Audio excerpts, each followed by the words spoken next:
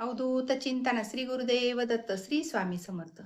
Religious काकू या माझ्या चॅनलमध्ये तुमचे मनपूर्वक स्वागत. व्हिडिओला सुरुवात करते की चैत्र शुक्ल प्रतिपदा म्हणजेच गुढीपाडवा.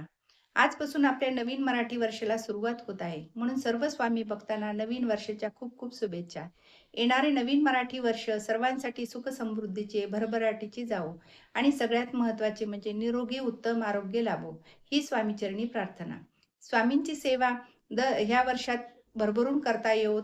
आपल्याला माहीतच आहे की चैत्र शुक्ल प्रतिपदेला म्हणजे श्री स्वामी समर्थाचा प्रकट दिन आहे. आता आपल्याला उद्या काय गोष्टी करायच्यात, काय नाही याबद्दल आपली संपूर्ण व्हिडिओ माहितीचे आणि षोडोपचार पूजन, आपले अभिषेक, नैवेद्य, आरती, सेवा याबद्दल संपूर्ण माहितीचे व्हिडिओ आपल्या चॅनलवरती अपलोड झालेले आहेत. तुम्ही जाऊन चेक करू शकता. अजून एक सगळ्यात महत्त्वाची गोष्ट म्हणजेच काय तर त्याच्या घरामध्ये आपल्या स्वामींची मूर्ती असेल किंवा फोटो असेल, त्यातले त्यात प्रत्येकजण उद्या स्वामी केंद्रात नक्कीच जाणार असेल. दिवसभरामध्ये तर नक्कीच आपल्याला उद्या दिवसभरमध्ये आपल्याला स्वामी सेवा करायची आहे. केंद्रात, मठात जर जाणं होत नसेल तर घरामध्ये किंवा जवळपास केंद्र मठ असेल तर जाऊ शकता. एक वस्तू घेऊन जायची आहे. स्वामी चरणी ती अर्पण करायची आहे. ही वस्तू काय आहे आणि कुठली वस्तू घेऊन जायची आहे, स्वामींजवळ ठेवायची आहे, जेणेकरून आपल्या आयुष्यातील सर्व इच्छा, मनोकामना पूर्ण होऊ शकतात. आपल्याला प्रत्येक संकटातून मार्ग मिळू शकतो. अशा प्रकारची वस्तू असणार आहे. तर त्यासाठी व्हिडिओ नक्की पूर्ण बघा, शेवटपर्यंत बघा, म्हणजे जेणेकरून संपूर्ण माहिती तुम्हाला मिळून जाईल. चैत्र शुक्ल द्वादशी म्हणजेच ब्रह्मांड नायकाचा प्रकट दिन. प्रकट दिनाच्या दिवशी आपण इथे सर्व गोष्टी करणारच आहोत. षोडोपचार पूजा, अभिषेक, नैवेद्य, आरती आणि सोबतच आपण सारामृताचा एक पाठ करायचा आहे. प्रत्येकाने आपल्या घरातून एक पाठ करायचाच आहे.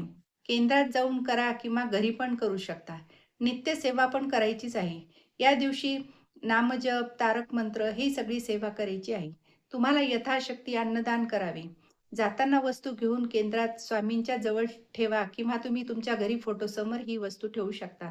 तर ती वस्तू कोणती? तर बघा, आपल्या इच्छा काही असल्यास आपण घेऊन जातो आणि कोणत्याही कार्यक्रमाला आवर्जून लागती ती वस्तू म्हणजे श्रीफळ.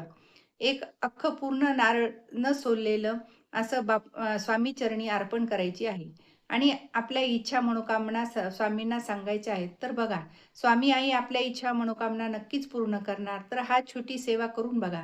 नक्कीच तुमच्या इच्छा 100% पूर्ण होणार. आपली स्वामी आई आहेच अशी. आपल्या लेकरांना खाली जाऊ देत नाही. भरभरून कृपा आशीर्वाद देतेच. तर सेवा नक्की करा. जेवढी जमेल तेवढी करा.